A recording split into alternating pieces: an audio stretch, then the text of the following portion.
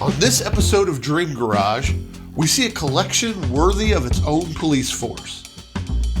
And then it's off to an old barn, not full of horses, but full of horsepower. Stay tuned. You know, I just turned on the radio that nuclear war is imminent and 3,000 missiles are being launched toward the United States right now. Uh-oh, I think I hear the air raid sirens.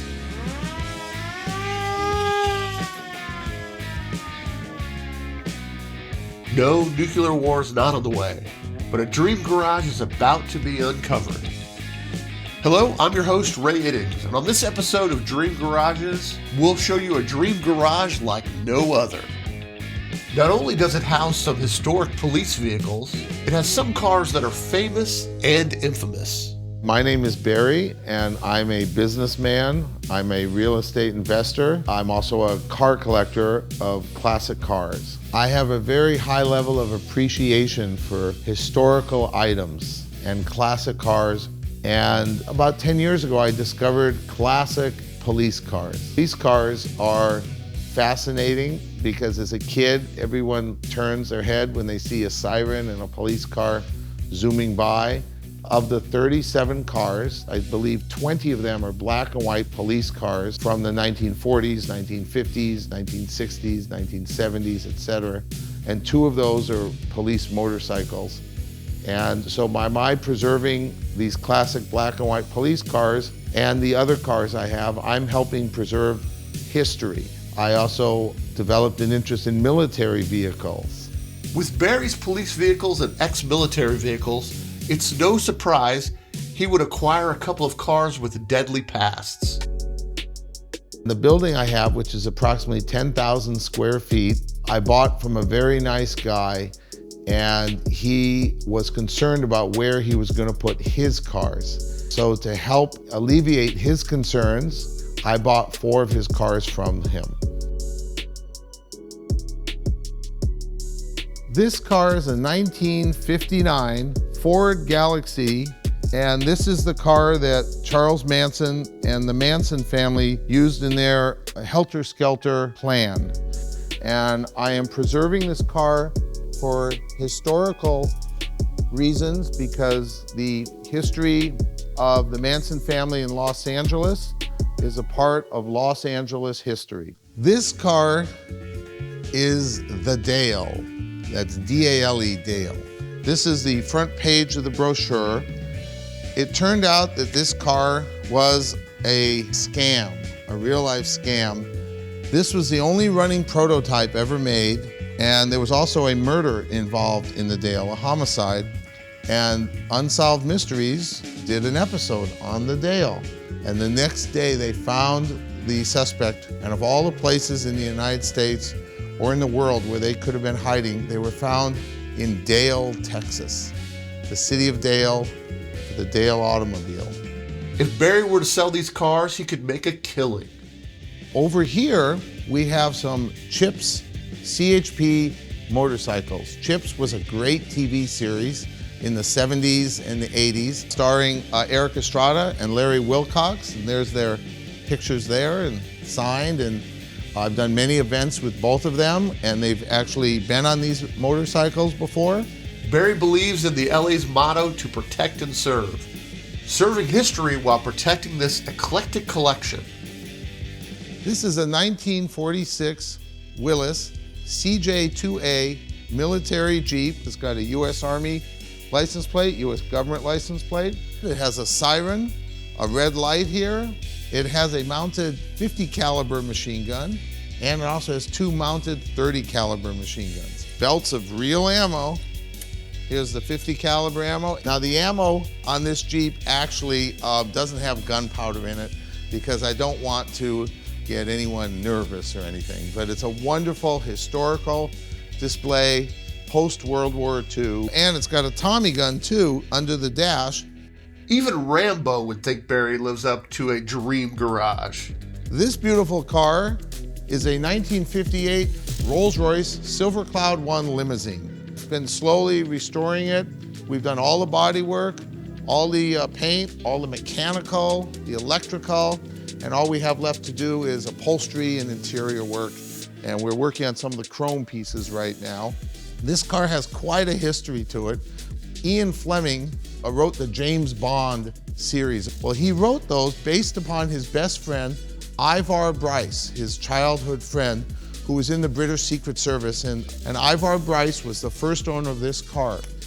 Some other owners of this car over the years was King Hussein of Jordan, and he had actually bought it and given it as a gift to his girlfriend at the time, whose name was Susan Cabot Roman, and she was an actress who starred with Charles Bronson in Machine Gun Kelly. Then I acquired it at some point, and we've been working with just a love of labor to restore this car little by little by little. We go slow and we do it right. Now this car is RoboCop 3, a 1993 Ford Taurus, and this is RoboCop. And this mannequin is actually professionally done up, if the helmet was taken off, as to look like Peter Weller. This is a movie prop gun from RoboCop, and you see how long it is here. RoboCop 3. This is the officer who was RoboCop's partner, and while he was part machine and part human, she's 100% human, and she has the same RoboCop gun here. This Mustang belonged to Maureen Reagan, who unfortunately is no longer with us, and she was the daughter of President Reagan. Everywhere you look, there is more to see. These are nuclear warheads. No, just joking, bad joke. No, these are actually shells of missiles. With Barry's garage filled with relics of times past in every available space. The Dream Garage is as historic as the items inside. The property was originally owned by the 1930s actress Claudia Colbert. The house was later torn down and made into apartments, and then in the 60s, the coolest part of this Dream Garage was added. This is the pre-bomb shelter where you and your family will be spending the next 10,000 years of your life until the radiation dissipates. So you might come out here occasionally to get supplies and then quickly get back in so you don't get too much radiation. We are now in the nuclear bomb shelter, which is part of my ultimate garage. I chose to turn it into a museum. I acquired different historical items to display here to show the history of bomb shelters and fallout shelters, which are the same thing. So this is a museum, you might say, of bomb shelters, fallout shelters, and nuclear war. I'd like to show you something interesting here. This is an air supply machine, so that if there's no electricity, you could still bring in air supply by hand. Now, which one of you wants to stand here and turn this machine for the next 1,000 years or so? These are all examples of different kinds of supplies that somebody would need in an event where you needed to live in one of these things. And there's lots of historical things. I even have things from World War II here, and one of them is a gas mask. Also, this is from World War II. This was a civil defense helmet used by the Los Angeles Police Department.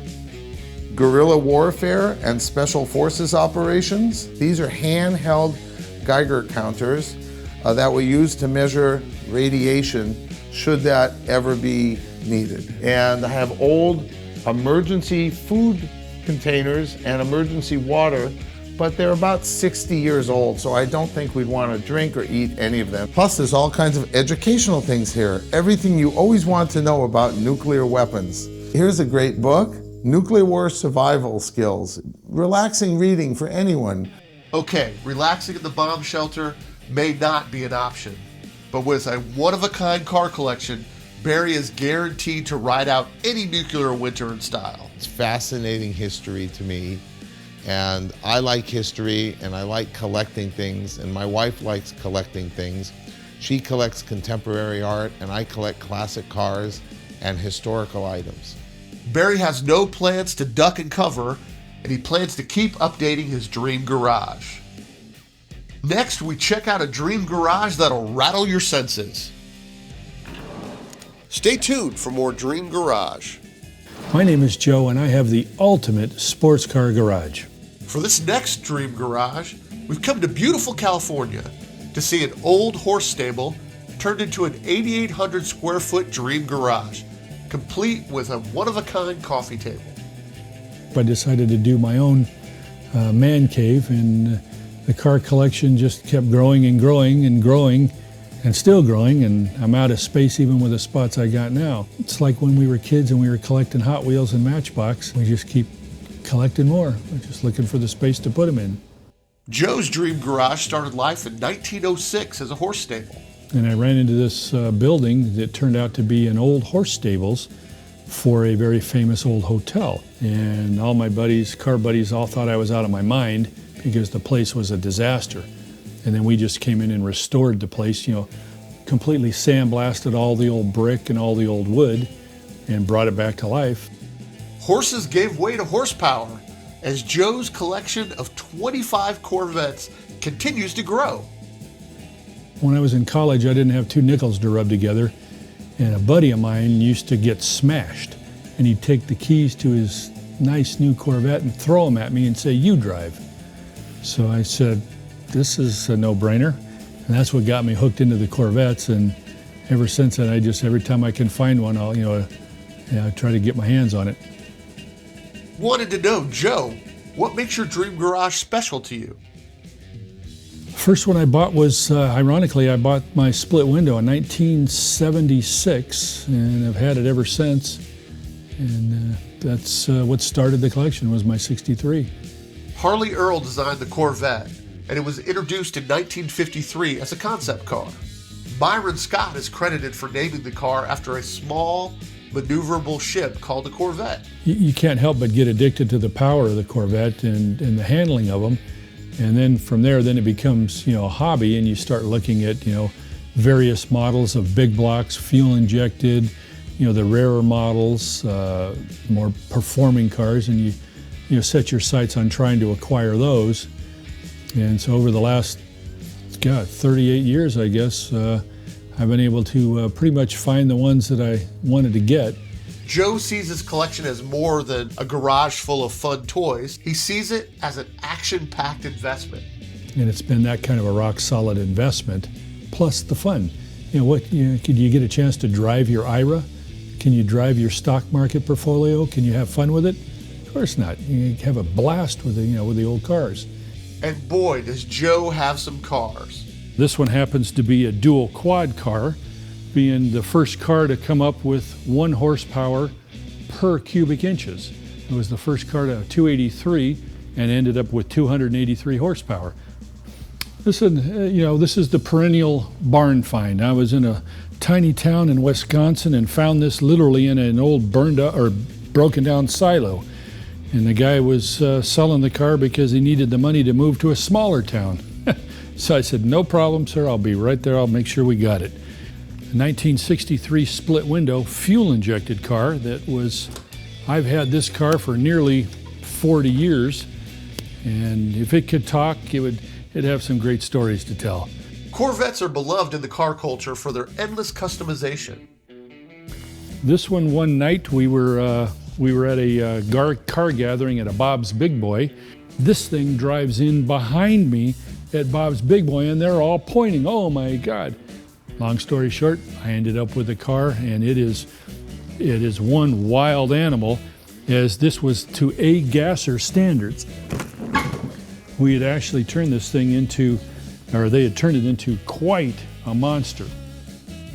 Original front end, they just glassed it together and put a drop 4-link in it and put about 580 horse 454 big block in it, and it just absolutely scoots. These two here are both 74 454 big blocks, the last of the big block Corvettes. And again, just for what it's worth, I would highly recommend to anybody that's looking to buy a collectible Corvette is go find a 74 big block, because there's far less of those than most of the big blocks that were made through any of the Corvettes. While Joe may have an epic Corvette collection, he also has a one-of-a-kind Ford GT500. This is one of my favorite cars. This is a 69 Shelby that was done in 1969 by Mickey Thompson and his engine builder, Earl Wade. And what they did was they dropped a 427 single overhead cam Hemi in this, what they known as a sock motor or a cammer. And it is the only Shelby that known that has officially a cambered motor in it. Sitting on my parts shelf in the back, I had quite a bit of parts sitting there that I thought looked quite nice, so hence I put a coffee table piece together made up of Corvette fuel injection units. These are all restored units ready to bolt onto a car. Now I just have to find the car to put them on, but very unique conversation piece for a coffee table. My place has been called everything from the hangar, the man cave, the ultimate man cave, a boy toy. It's been called so many different things that I get a kick out of it, but it was just something I really wanted to do, and it's been quite fun doing it.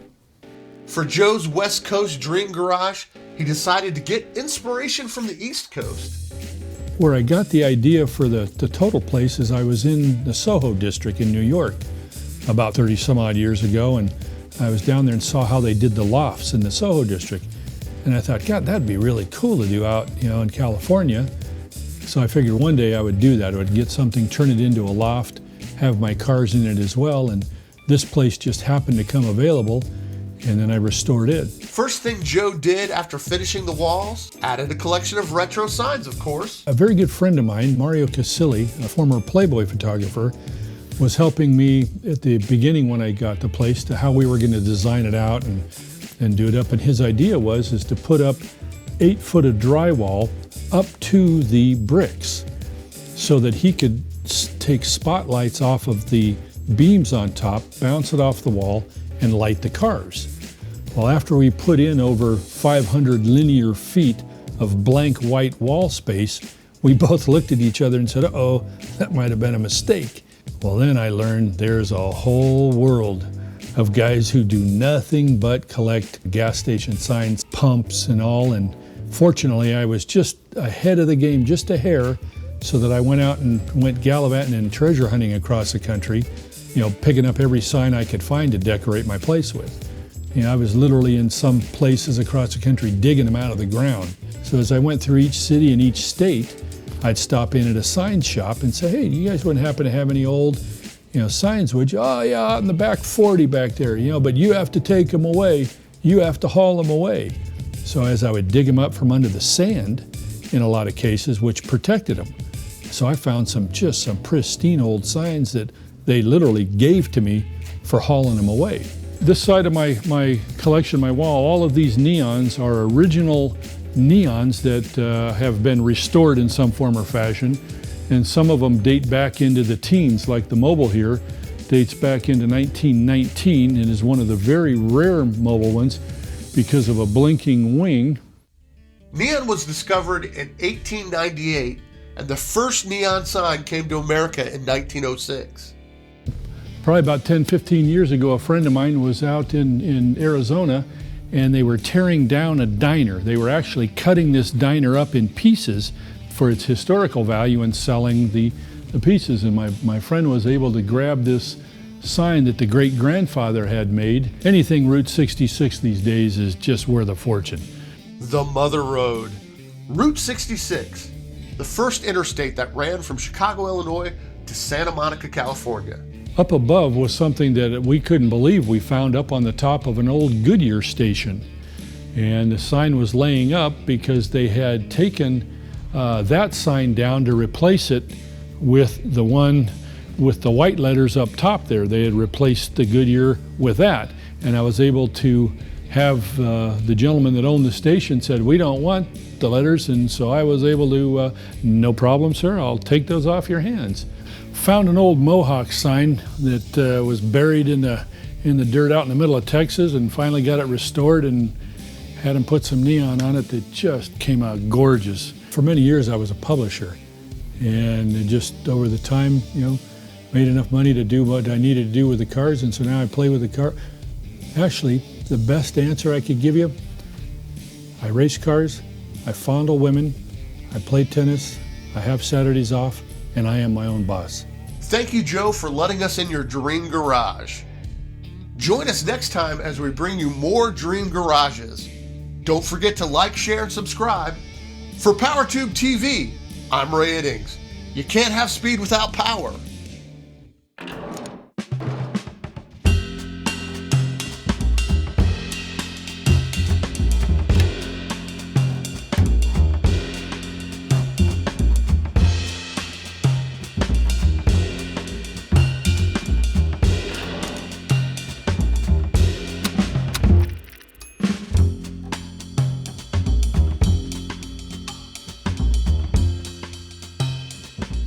Like this show? Want more? Then head to WatchPTTV.com, the new 100% free PowerTube TV streaming network. Home of the best classic and new motorsports racing and build shows on the web.